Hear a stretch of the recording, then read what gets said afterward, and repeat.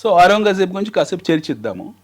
దీని ఇంకో మూడో పాయింట్, ముఖ్యమైన రెండో పాయింట్ మనం మిస్ అయింది ఏంటంటే, మనం ఎందుకు మన చరిత్ర మనకు స్పష్టంగా చెప్పలేదు, ఎందుకు మన చరిత్ర ఇది చాలా recent history, 500 years old history, చాలా వరకు హైజాక్ అయింది అనే హైజాక్ అయింది. ఎస్, ఈ 500 years ఓల్డ్ హిస్టరీ అయితే ఉందో, మంగోళ్ళ చరిత్ర కానివ్వండి లేదా విజయనగర సామ్రాజ్యం చరిత్ర కానివ్వండి, మనకెందుకు అందులో ఉన్న స్పష్టత లభించలేదు, సాధారణ భారతీయునికి ఎందుకు అందులో ఉన్న వాస్తవాలు తెలియజేయలేదు అన్నదానికి నా దగ్గర ఒక ఆన్సర్ ఉంది. I have my own analysis for it, in fact which has been discuss with lot of friends over nights. చాలామందితో చర్చించిన విషయాలు, చాలామంది ప్రొఫెసర్స్తో మాట్లాడిన విషయాలు. ఇక్కడ చాలా గమ్మత్తైన విషయం, చాలామంది భారతీయులు లేదా ఈ వీడియో చూసిన ప్రేక్షకులు కూడా ఎవరైతే ఉన్నారో వాళ్ళు తెలుసుకోవాల్సిన విషయం. ఇది most important thing, very very important, very critical thing which I'm saying now. భారత స్వాతంత్ర పోరాటం జరుగుతుంది. భారత స్వాతంత్ర పోరాటం జరుగుతున్నప్పుడు అంబేద్కర్ లాంటి వాళ్ళు లేదా వివి గిరి లాంటి వాళ్ళు లేదా సర్వేపల్లి రాధాకృష్ణన్ లాంటి వాళ్ళు, ఆ టైంలో ఎంతోమంది ఇంటెలెక్చువల్స్ ఉన్నారు, బాగా చదువుకున్న వాళ్ళు ఉన్నారు. కొంతమంది ఇండియాలో చదువుకున్నారు, కొంతమంది హార్వర్డ్లో చదువుకున్నారు, ఇంగ్లీష్లో పండితులు ఉన్నారు, సైంటిఫిక్గా చదివిన వాళ్ళు ఉన్నారు, అండ్ ఫార్మల్ ఎడ్యుకేషన్ చదువుకున్న వాళ్ళు ఉన్నారు. Plenty of people, plenty of Indian freedom fighters who are very honest. Lal Bahadur Shastri లాంటి వాళ్ళు, అద్భుతమైన నాయకులు ఉన్నారు మన దగ్గర, అద్భుతమైన విజ్ఞాన గనులు, విజ్ఞాన సంపన్నులు ఉన్నారు ఈ దేశంలో. వీళ్ళందరినీ కాదని ఎక్కడో సౌదీ అరేబియాలో పుట్టి, ఎక్కడో ఇరాక్లోనో ఇరాన్లోనో ఆ ప్రాంతంలో అరబ్ లీగ్ కోసం పాటుపడి అరబ్బీ మాత్రమే మాట్లాడగలిగి, భారతదేశంలో ఏ ఫార్మల్ ఎడ్యుకేషన్ లేని కేవలం ఒక మతపరమైన విద్యా వ్యవస్థ నుంచి అక్కడి వరకే పరిమితమై, అరబ్బీ లేదా పర్షియా లాంటి భాషలకే పరిమితమై ఫార్మల్ ఎడ్యుకేషన్ లేని వ్యక్తి మనకు మొదటి ఎడ్యుకేషన్ మినిస్టర్. ఆయన పేరు మౌలానా అబుల్ కలాం ఆజాద్.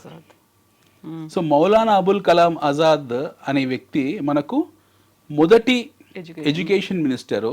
ఈరోజు ఎడ్యుకేషన్ డే చేస్తాం ఆయన పుట్టినరోజు నాడు. ఆయనకి అసలు ఎడ్యుకేషన్ లేదు, యూనివర్సిటీస్ ఉన్నాయి, ఆయన he never went to any formal education. ఆయనకి ఎలాంటి శాస్త్రీయ విద్యనే లేదు. ఆయన సమకాలీకులైన వ్యక్తులు ఎవరైతే ఉన్నారో అప్పటికే రాజ్యాంగం రాస్తున్నారు. అంబేద్కర్ ద గ్రేట్ అంబేద్కర్, ఈయన అనాలి గ్రేట్ అంబేద్కర్. ఎవరు the great Ambedkar? The great విజ్ఞాని, ప్రపంచంలో ఉన్న టాప్ క్లాస్ మేధావుల్లో బహుశా ఆయనే మొదటివాడు మన దృష్టిలో. అట్లాంటి ఒక అద్భుతమైన వ్యక్తి. ఆయన టీంలో ఎంతమంది భారత రాజ్యాంగం రాస్తున్నారు ఆ సమయంలో? They are plenty of people. ఆయన టీంలో ఉన్న వ్యక్తులు 10-15 మంది ఎవరుతున్నారో వాళ్ళని కాదని, ఎడ్యుకేషనిస్ట్ వేరే వాళ్ళని కాదని, వీళ్ళందరినీ పక్కన పెట్టి మౌలానా అబుల్ కలాం ఆజాద్కు తీసుకొచ్చి ఎడ్యుకేషన్ మినిస్టర్ చేశారు. మరి మౌలానా అబుల్ కలాం ఆజాద్ లాంటి వ్యక్తి ఫస్ట్ ఎడ్యుకేషన్ మినిస్టర్ అయ్యి, ఆయన ముస్లిం లీగ్ నుంచి వచ్చిన వ్యక్తి, అందులో ఇరాన్లో ఉండి ఆ ఒటమన్ ఆ ప్రభావం మీద పడ్డ వ్యక్తి. ఎట్ ది సేమ్ టైం అతను సపరేట్ అరబ్ లీగ్ని ఏర్పరచడానికి జరిగిన ఈ వ్యవహారంలో ఇన్వాల్వ్ అయిన వ్యక్తి. అతని నుంచి మీరు ఏం ఎక్స్పెక్ట్ చేస్తారు? అతని నుంచి ఎలాంటి విద్యా వ్యవస్థను ఎక్స్పెక్ట్ చేస్తారు? ఖచ్చితంగా మీరు అక్బర్ గ్రేట్ అవుతారు కదా, ఔరంగజేబ్ రోడ్ ఏర్పడుతుంది కదా. ఆయన తర్వాత పరంపరలు, ఆయన గురు పరంపరలోనే ఆయన శిష్య పరంపర ఎవరైతే ఉన్నారో, మరి శంభాజీ దుష్టుడే కనపడతారు మీకు. ఛత్రపతి శివాజీ ఎవరికి తెలియకుండా పోతుంది చరిత్రలోంచి. హేము ఇందాక మాట్లాడినాను, రెండో పానిపట్ యుద్ధంలో అద్భుతంగా పోరాడి ఈయన వ్యక్తి హేము అక్బర్తో. ఆయన గురించి ఎవరు మాట్లాడారు? అహోం డైనాసిటీ ఉంది భారతదేశంలో, అస్సాంలో. అసలు ఔరంగజేబు కాదు కదా, ఎవరు జయించలేకపోయారు. 300 సంవత్సరాలు యుద్ధం చేసి చేసి చేసి చేసి అలసిపోయి మా వల్ల కాదని వదిలేసుకుని వెళ్ళిపోయారు వాళ్ళు. అహోం చక్రవర్తులు ఎవరుతున్నారు, అహోం రాజులు అస్సాంలో ఉంటారు. They could not able to fight with them. గెలవడం పక్కన కాదు, అది దూర్కీ బాత్, యుద్ధమే చేయలేకపోయారు ఆయనతో వాళ్ళతో. అహోం 300-400 సంవత్సరాల చరిత్ర అది అహోంలది. వాళ్ళ గురించి ఎక్కడ రాయలేదు. అహోం చరిత్ర మీకు తెలుసా? ఎంతమంది తెలుసు అహోం రాజుల చరిత్ర? Nobody nose. ఉత్తర భారతదేశంలో వరకు చోళ్ళ గురించి తెలియదు, కరికాల చోళ గురించి తెలియదు. ఉత్తర భారతదేశంలో ఉన్న వాళ్ళకు విజయనగర సామ్రాజ్యం గురించి తెలియదు. ఉత్తర భారతదేశంలో ఉన్న వాళ్ళకు పశ్చిమ భారతదేశంలో రాజుల గురించి తెలియదు. అసలు మనకి హిందూ మహాసముద్రం మీద ఇంత ఆధిపత్యం ఉన్న చోళ్ళ గురించి ఎంతమంది తెలుసు ఈ దేశం మొత్తంలో?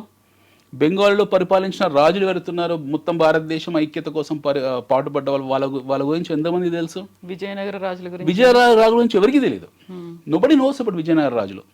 సో ఇట్లాంటి ఒక అద్భుతమైన రాజులు రాచరిక వ్యవస్థలో మనం ఉన్నాము. అఫ్ కోర్స్ వాళ్ళకు పడేది కాదు, పడకపోవడం వల్లనే మీకు ఈ నోమాడ్స్ ఎవరైతున్నారో, ఈ ఆటవికులు ఎవరైతున్నారో, ఈ మంగోలియా నుండి, ఆఫ్ఘాన్ నుండి, అక్కడ ఇరాన్ నుంచి వచ్చారు వీళ్ళందరూ కూడా. అవి గొప్ప నాగరికతలు. పర్షియా నాగరికత చాలా గొప్పది. జొరాస్ట్రియన్ పాలించే వాళ్ళు దాని మొదట్లో, జొరాస్ట్రియన్స్ వాళ్ళు పాలించే వాళ్ళు. మీకు ఇక్కడ వెస్ట్ ఏషియాలో ఉన్న నాగరికతలు చాలా గొప్పవి, యూదులు పాలించే వాళ్ళు.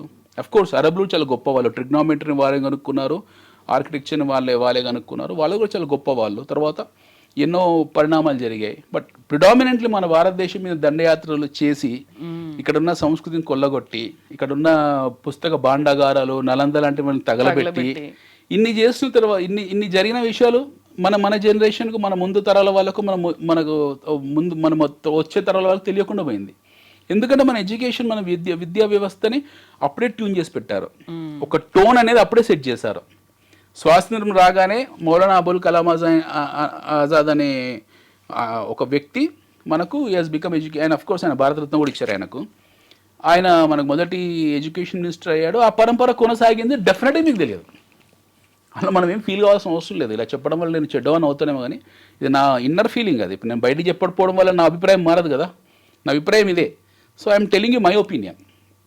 దాన్ని ఎదుటి వాళ్ళు వినేవాళ్ళు, చూసేవాళ్ళు ఎలా అర్థం చేసుకుంటారనేది వాళ్ళ విచక్షణ ఆధారపడింది. But when it comes to my internal feelings, my understanding, analysis, after speaking to so many people, travelling across the country, after spending so much of time on reading books, burning my midnight oil with discussing with intellectuals of this country, what I understand, touch feel experience undi naku aa vatavaranamto.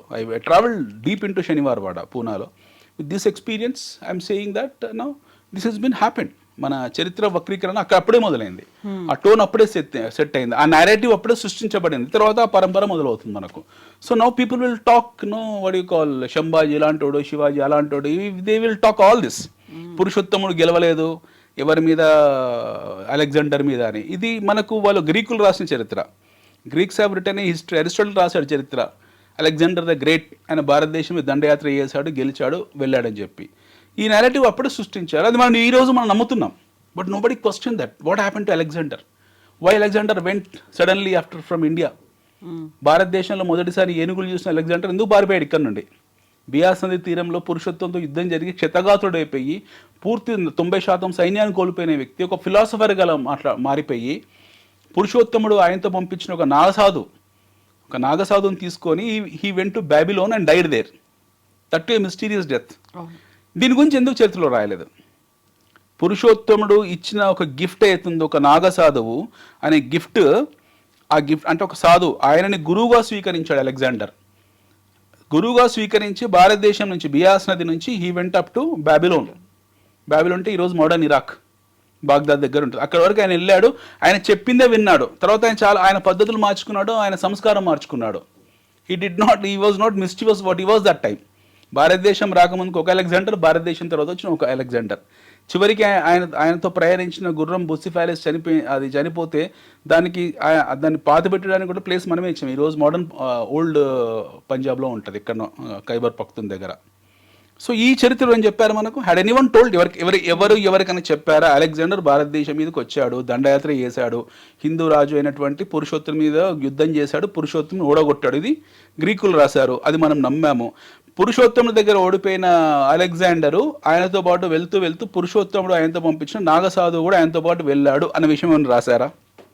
Had anyone return? ఎవరైనా search చేసుకోవచ్చు గూగుల్లో కావాలనుకుంటే. ఆయన పేరు నాకు గుర్తులేదు కానీ, but anybody can search in Google. And the same Naga sadhu he predicted the death of Alexander. Alexander చెప్తాడు, నువ్వు చాలా తొందరలో చావబోతున్నాడు ఆయన, నువ్వు బాబిలోన్ దాన్ని అంతమందుకు దాన్ని డిస్ట్రాయ్ చేసేస్తాడు, పూర్తిగా విధ్వంసం చేస్తాడు. అలెగ్జాండర్కు ఆ బాబిలోన్ని టార్గెట్ ఉంటుంది.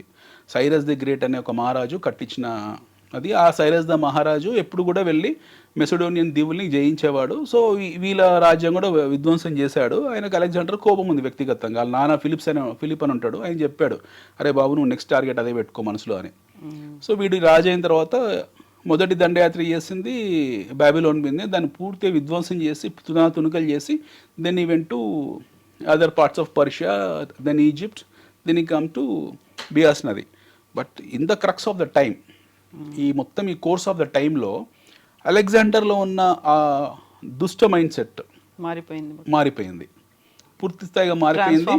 ట్రాన్స్ఫార్మ్ అయిన తర్వాత then when he went to Babylon, ఆ బ్యాబిలోన్ వెళ్ళిన తర్వాత ఈ నాగసాధువు చెప్తాడు తనకి, సాధువు నాకు టైం వచ్చేసింది డియర్ అలెగ్జాండర్, నేను కూడా నా శరీరాన్ని త్యజించాల్సిన వయసు వచ్చింది, ఇప్పుడు నేను నా శరీరాన్ని త్యాజించేస్తున్నా అని చెప్పేసి అలెగ్జాండర్ వారిస్తున్నా సరే ఆయన నవ్వుకుంటూ ఒంటి మీద నూనె పోసుకొని తగలబెట్టుకుంటాడు, ఆయన దహనం చేసుకుంటాడు. And this is on front of Alexander and his team of commanders. Alexander team and of commanders అందరు వేడుకుంటారు, వద్దు గురుగారు మీరు చావకండి, ఆత్మహత్య చేసుకోకండి, అది ఆత్మహత్య కాదురా, ఇది శరీర త్యాగము, ఆత్మకు మరణం లేదు అని చెప్పి ఆయన ఒంటి మీద నూనె పోసుకొని తగలబెట్టుకుంటాడు బ్యాబిలోన్లో. అండ్ అది కూడా నవ్వుకుంటూ ప్రాణత్యాగం చేస్తాడు. ఇది రాశారు చరిత్రలో.